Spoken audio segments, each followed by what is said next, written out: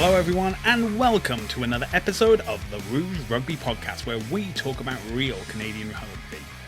I'm Stu Hardy, joined by Jeff Robinson and Edward Pye. Gentlemen, it's been a while since we last spoke, and there's been a fair bit of rugby news going on. I'm going to take some time, go back a little bit, and we'll talk about Sevens, particularly Sevens 2, which took place in Nairobi in Kenya. This is the new structure that we have for the Sevens division, and Canada's men were taking part. It's an interesting tournament. There's only 6 teams, the top 4 of which will advance to the World Championship later this year. So basically, you have a 2 1/3 chance of making it to the World Championship if you can rack up your wins and get to where you need to be. That is unfortunately not what happened with Canadian men. They went on a succession of losses. 12-29 to Kenya, 17-26 loss to Germany, 7-41 loss to the USA, a 7-10 loss to Belgium, and finally a 12-43 loss to Uruguay, which currently puts them 6th. There are 2 more rounds of Sevens Division 2, which will take place in Uruguay and Argentina, I believe, later this year. Later this month, actually. But I would say I'll start with you, Ed. Not the best start you want for this kind of tournament, especially when there's so much grace for you to be able to make it into the World Championship. Yeah, I think with when you're talking 15s and you get the occasional blowout score, it's not so much an indication of where the team is at. When you're talking sevens and you're talking about short games that are over quickly, if you're not within a score of the final score, so if we look at some of these losses here, we've got 17 points, 13 points, 36 points. These are big losses, which I think kind of gives an indication of where the Canada men's team is at right now. Clearly, they weren't competitive in this tournament, so it's a disappointing result. They'll want to be getting to this point where they're getting those within one scores and then starting to convert those into wins. But right now, that's not a great result for Team Canada. Kind of probably is a reality check for where the men's team is overall. Yeah, you can see that. Let's talk about one of those results, a 7-10. 1 converted try for Canada, 2 unconverted for Belgium. This seemed like a very winnable game. So, I think that's one to target for like round 2. Jeff, where do you think is like another game? Because obviously Canada needs to now be aiming to get 3rd or higher for these final 2 tournaments to really confirm their place in the World Championship. Well, I would agree. For the next 2 tournaments, Canada will have to finish 3rd or higher to, yes, finish top 4 probably. Games like Belgium, I think it's definitely a team they need to target to try to get wins. Honestly, Germany and Kenya would probably be the other ones. USA and Uruguay are probably a step above right now. Thankfully for Canada, and they have a tournament coming up in their home city almost. And curiously, they also, I know we'll talk about this later, but are sending a large squad to that tournament. So probably players are going to get some reality checks there too about are they going to be in those next squads to go to, was it Uruguay, I believe you said. Yeah. But definitely those are teams that they got to target to try to finish top 3rd or luck out, maybe a 4th place finish, 1 place, a 2nd place, get lucky in a tournament later to accumulate those points to finish top 4 in that series. I would also just like close out with a congrats to Kenya. Apparently, it was a very well attended tournament. So it was great to see other countries in Africa getting good turnouts to these kind of events and hopefully growing that game there too, not just in sevens, but also in 15s. Well, one of the big things about choosing the locations for the Division 2 or the Challenger Series, whichever you want to call it, is they prioritized locations where both the men's and women's were playing. Because we're talking about the men's side of the tournament, but there's 6 women's teams as well. And the Kenya women were also competing in their tournament. So I think having both Kenya teams take part, I think delivers a good turnout. Obviously, having 6 teams as well as a single round robin for both means a lot of games, and you're not playing the same opposition twice. So you can go to both days and know that you're getting unique fixtures both times. But again, congratulations to the turnout for Kenya in Nairobi. So it's always good to, when we say about growing the game, this is what we mean. We want to see the game grow in areas that aren't usually like the heartland, such as the home nations or the Tri-Nations or Argentina and stuff, and makes a positive difference to have somewhere new that's embracing rugby. Now, we've looked at the past, now we're going to look ahead.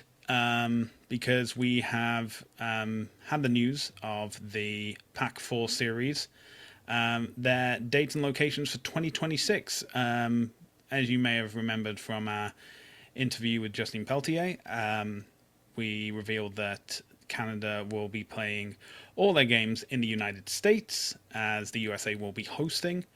Now we have the confirmation of fixtures and locations. The game, they open with the game against Australia. That's on the 11th of April at Heart Health Park in Sacramento, California. Then it is Canada versus New Zealand, which is on the 17th of April, and that is at CPKC Stadium in Kansas City, Missouri. And they conclude with Canada versus USA on the 24th of April at SeatGeek Stadium in Chicago, Illinois. So the USA will also be playing New Zealand and Australia in the same locations, Heart Health Park and CPKC Stadium, as part of double headers. And then Australia and New Zealand will conclude the series on the 25th of April on back home in Australia.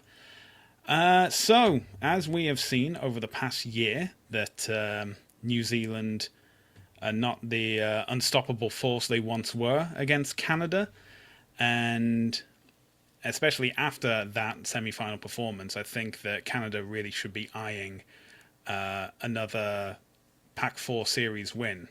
But what do you make of these schedules, Ed? I think it'll be interesting to see how the Canadian squad comes together and what the selections are there, because, often after a World Cup, people pick up contracts in different parts of the world, and players scatter all across the globe. So it'll be interesting to see what type of squad Kevin Roy puts together. I think that's really going to determine the strength of Canada in this competition, because obviously, I mean, even Australia, when they've got their sevens players in there, are a pretty strong team.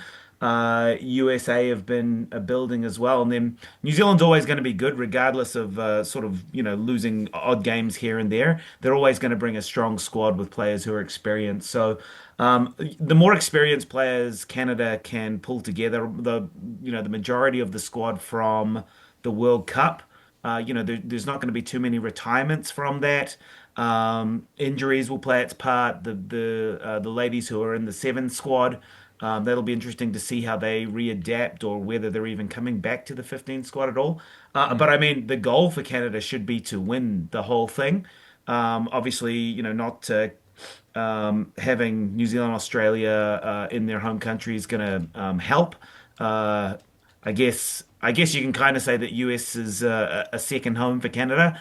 Not as much travel time or anything like that. So, Canada should be targeting first place in this.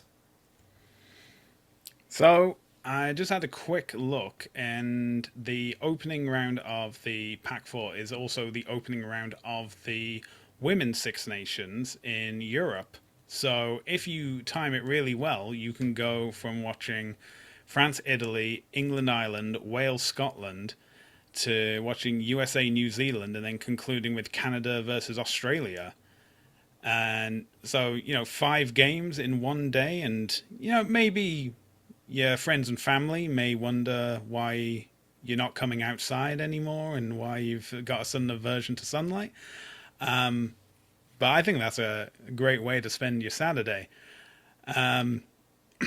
Now, obviously, it'll be on a different broadcasting channels and such, so you had to make do with that. But Jeff, I'll bring it to you. So we see that Australia have never beaten Canada. The USA are currently ranked lower than Australia as well. So the big thing around their neck is, we've also got the announcement this week that Portia Woodman-Whitcliffe has retired again. And I think this time it's actual retirement, going the Tom Brady route of retiring twice. But yeah, there's obviously a lot of great talent within New Zealand that we did see at the Women's World Cup in England.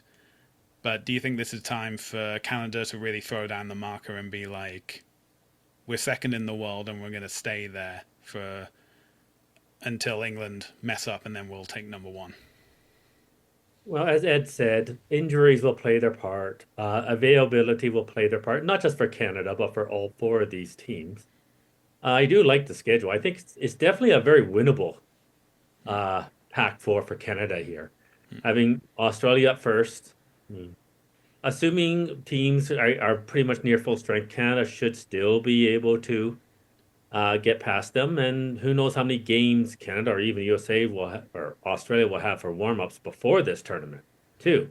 So I think that's probably realistically as best Canada could have hoped for first game up to get the rust off. New Zealand being second, that should be good. And even if Canada does collect some injuries on those first 2 games, having Australia or USA last, the squad depth will obviously play a part here for all teams, but Canada should still have enough to get past the USA in the 3rd game. So I think this is a very winnable tournament here, all things considered. And yeah, travel also will play its part too. Absolutely. I think it was like 3 years ago when Canada hosted, and for some odd reason ended up playing the USA in Spain, and you just make do with what was available at the time.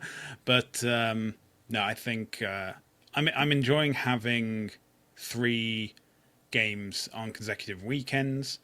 I think that's really helping. I like the approach of going for like double headers at stadia to ensure that you can get like the big crowds. I think that is a trick from the Women's World Cup that is going to play dividends. And yeah, I think all these stadium choices have been pretty good. Like California, Kansas City. That was where Canada played the USA last year in the Pac-4 series, so a bit of familiarity. And then obviously we know SeatGeek Stadium from the Chicago Hounds in Major League Rugby, so we know that as a capable stadium for good rugby atmosphere. And obviously pretty near Lake Ontario, and it's part of the Great Lakes rivalry, so it's obviously being in the Midwest is great access for a lot of people, and hopefully there's a good turnout of both American fans and Canadian rugby fans. I think it's going to be a great tournament, and hoping for all the best. But enough to talk about the USA. Let's focus right back on Canada again, because Rugby Canada announced their new additions for the 2025 Hall of Fame class. So for those of you unaware, there are 3 different categories that can go in for the Hall of Fame. There is the player category, there is the match official category, and there's the builder category. And the builder is someone who helps build the game of rugby in Canada. And player and match official, I think that's pretty self-explanatory within themselves. But we have some impressive names joining the Hall of Fame. First up in the builder category, we have Dr. Arava Shinto, Liz Ferguson, and Tom Jones. In the player category, we have Kayla Mack, Glenn Ennis, and Nathan Hirayama. And in the match official category, we have Rose Labriche to join that impressive list and join the Hall of Fame. So, to all of those, congratulations, long honored for your inclusion and for your help in building the game of rugby across this great nation. And some of the players we can obviously point our eyes to, like Kayla Mack, consistent versatile forward, 36 caps, 2 Rugby World Cups, appeared for 15s and 7s. Glenn Ennis, one of the greatest number 8s for Canada, 3 Rugby World Cups, 32 caps, played in New Zealand, England, and Japan. And Nathan Hirayama, well known on the 7th circuit, 3-time Rugby World Cup fly half, and even the Olympic flag bearer for the Tokyo Olympic Games. So great honours for all of them, and great to be honoured by Rugby Canada's Hall of Fame. And speaking of rugby in Canada, there's a big tournament coming up. You know it, I know it. It is the next stop on the 7 series. It is the Vancouver Sevens. And we have some interesting news from the women's team that is going in preparation for that. We have the return of Flo Simons, Kiara Wardley, Piper Logan, Charity Williams, and Chloe Daniels. But we do have some notable omissions. Pam Boycer, Olivia Apps, Fancy Bermudez, Asia Hogan-Rochester, Alicia Corrigan, Gabby Senft, and Sabrina Poulon. They are not available. This is due to their commitments with the PWR. And unfortunately, Taylor Perry and Chrissy Scurfield are both injured. So, some reinforcements coming in, some notable players leaving. And, you got to make do with what you can. Obviously, we are coming towards the business end of the PWR, and players will be needed to help secure playoff positions. So I understand why certain players can't be available. But we still have a very impressive squad, as we mentioned. Flo Simons, Charity Williams, Piper Logan, Kiara Wardley, Carissa Norston is stepping in as the captain, and we got Eden Kilgour, Kendi Stevenson, Laura Wright, Claire Gallagher, and Chloe Daniels. Interesting to note is that Claire Gallagher, 19 caps with the 15s team, but could be making her international sevens debut in Vancouver. And what a better place than to make your debut at home. Ed, what do you make of the availability of selections, or lack of selections, as some may view it? Yeah, when I saw the team, I was looking at the players coming in, and it was a yes moment. Like, this is great. Simons, I was big on her during the World Cup. She had a phenomenal World Cup. I think possibly one of Canada's best players last year. So that's a big addition to the squad, and she's just a vision player. She's got the decision-making skills and the ability to break tackles and offload. So incredible to have her back. Piper Logan, Charity Williams. These are good names to have back in the squad. And then then just noticing the players that were out, it's an moment, because that is some real power and skill that they've lost there. Apps, Bermudez, Hogan Rochester, Corrigan. I mean, Scurfield was in great form as well. She was lighting up the scoreboard with her try-scoring feats. So to miss all of those players, that's, I think, a bigger loss than it is a gain getting those other players back. Um, Gallagher, the same way that Perry was brought in to help, I think improve her skills around the passing game and the vision game. I think that'll help with Gallagher as well. So that's probably good for her career. But it's all up to them now. They're the ones who have got to sort of carry Canada's weight through this tournament with all of the Canadian fans watching. we know from studies that a home ground advantage is worth 7 points, so that'll give them a boost. And BC Place will be rocking again. It always is for the Vancouver Sevens, so they'll be buoyed by the crowd, and hopefully they can take out their tournament as well. Yeah, so just to mention with the PWR, which is why a number of players are not available, they're in the final two rounds of the competition. To put it into context, Saracens and Gloucester Hartbury currently top of the table with 50 points. Then we have Exeter Chiefs Harlequins going for the final two spots. They're currently on 35 and 33.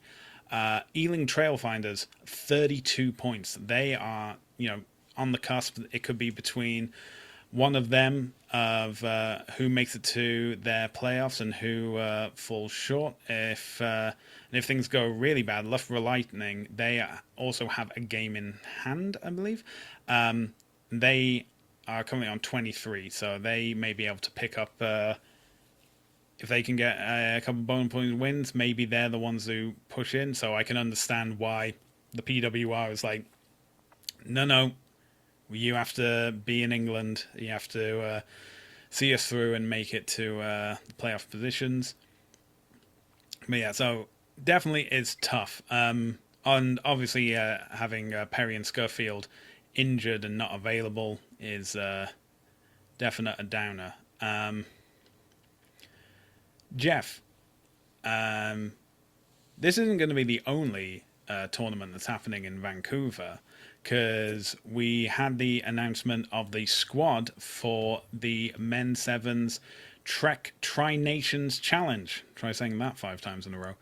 And as I said, we got a big squad. We have a lot of names coming out to join in. So we got names like Lockie Kratz, who will be captaining the team. We have Josiah Mora, Deshaun Bowen, Jesse Kilgour, Morgan Donato, Brock Gallagher, Jack Shaw. This is a pretty, it's a big team, but it's a pretty impressive names to it as well. Yeah, I mean, some players coming back. Deshaun Bowen is a bit of a surprise to see him, but I'm glad to see other players like Leonardo come back in. Like I'm gonna be mentioning his name again later, and then like Jack Shaw, who has MLR experience.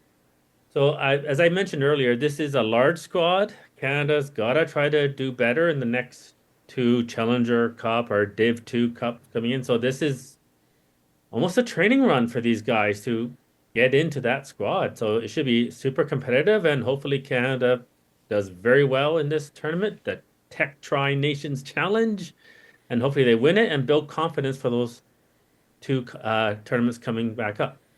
Also, going back to the women's sevens, I would like to just say congrats to Piper Logan. My daughter actually has a photo with her and and signature sign from an event last summer at the CRU. So Yeah, congrats to that's her getting lovely. back into the squad. Yeah, that's great to hear.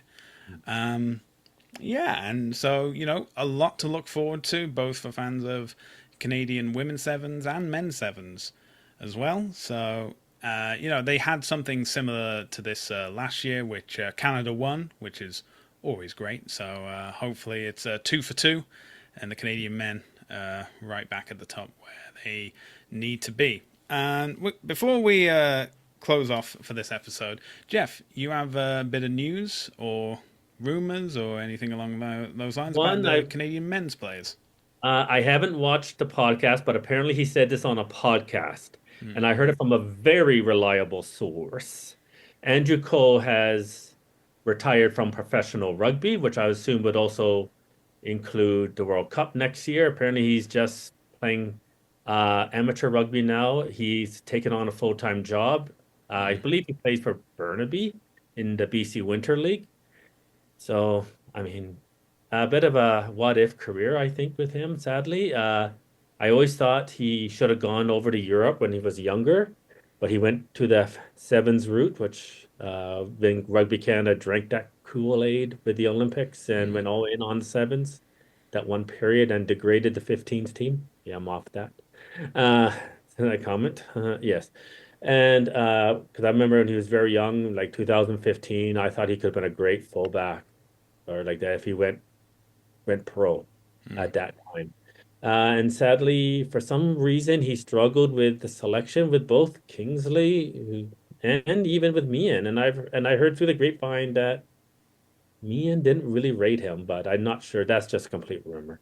Mm. It's So it's it's yeah, weird because he always yeah. performed at 15's level. Like any game he played for Canada, he was very Yes and good. no. I was at the Georgia game, and okay, granted the weather was horrible that game. I was at the Georgia game in about 2015, and gosh, I think it was Hirayama. Set him up. It was like the at the 5 meter line under the post with the pass, and he would have gone in almost. But it was a knock on. But I'll give him a break on that one because it was terrible weather, and that ball Mm. was slippery. So I will give him maybe the pass was a bit too rough to catch it like that. It was terrible weather. Like the crowd, over half the crowd left at lunchtime, or sorry, at halftime, not lunchtime. So yeah, but I was at that game. But yeah, he. That being said, I really thought he could have had a much bigger career. I always viewed him as the Tyler Audron in the backs at that Mm. time. If you get that connection, what I'm trying to reference Yeah. there, and it just never seemed to happen for him. Maybe it was the choice of going sevens at that point. I'm sure there was a lot of pressure from Rugby Canada for him to stick with sevens because they drank that sevens Olympic Kool-Aid and they didn't even qualify for that 2016 tournament, which I also told my friend at that game that they were not going to that weekend Mm. because they could never put three good games in a row at He that also time. had his fair share of injuries as well, didn't he? So that Yeah. can Yeah, I curtail his mean, like, career. yeah, I mean, there could be a number of reasons why he just never clicked on, but even like he's still pretty young. And so that surprised me a bit. And with Canada qualifying for the 2027, maybe they'll talk him into or after the winter of just trying to get back in it. I've also heard Ethan Fryer is going to try to make a comeback. That Oh. I just heard that recently. And he decided to pretty much take last year off to overcome the concussion, which I'm glad he did because, your health is more important than the game Mm. like that for any player. Yeah. And the other thing that was brought to my attention, which is just as something interesting note, and it's a concerning note, and I blame Major League Rugby for this.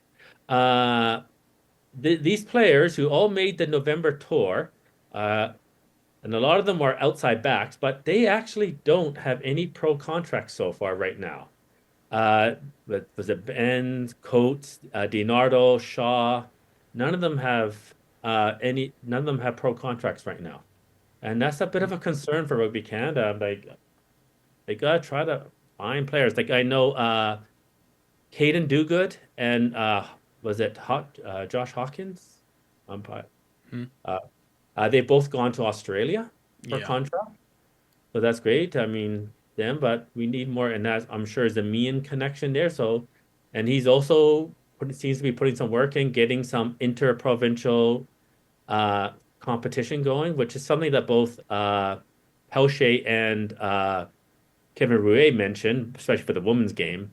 But that also work is part of it for men's game about trying to get more higher level competition going within Canada.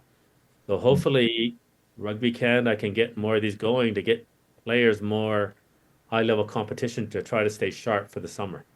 Yeah. I think it's the, as you mentioned, like the knock-on effect of MLR contracting Mhm. to only 6 teams for Yeah. the upcoming season is that opportunities are going away. Also, that they have reclassified Canadians as international Mm. players, which means there's even fewer opportunities. And we are all aware of the difficulties with getting a pro contract in Europe if you're not English for the Prem, or if you're not gone through the Espoirs for the top 14.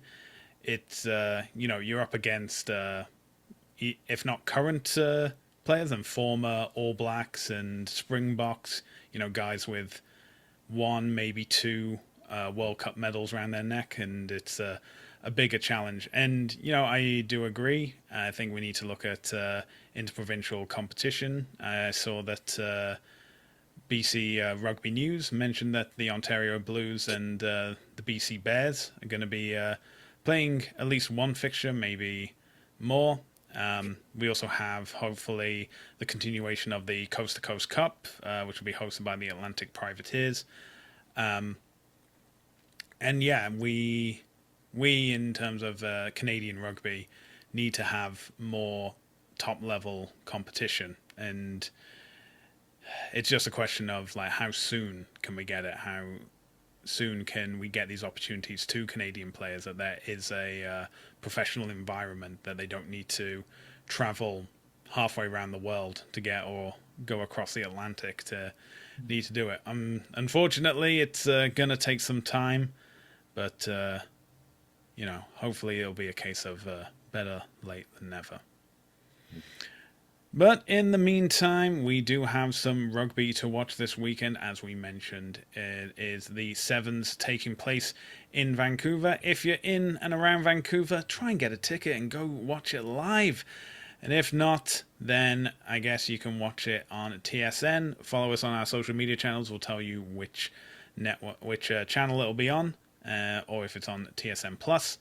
The final 2 rounds of the Six Nations begin this Friday, and you can watch that on Premier Sports. You can also watch the latest round of the Super Rugby Pacific and Japanese League One. Those will also be available on Premier Sports, and you can watch the Premiership Women's Rugby highlights on YouTube. And if you enjoyed this episode, be sure to check out more, as well as our written pieces, on our website, therougerugby.ca. You can also find our podcast on Spotify and on YouTube at The Rouge Rugby. We're also available across social media, including Facebook, Instagram, TikTok, Threads, Blue Sky, and X, all at The Rouge Rugby. Jeff, where can people find you on social media? You can find me on X at WP Rugby Jeff. And Ed, where can people find you on social media? YouTube, Facebook, and now X Rugby 101.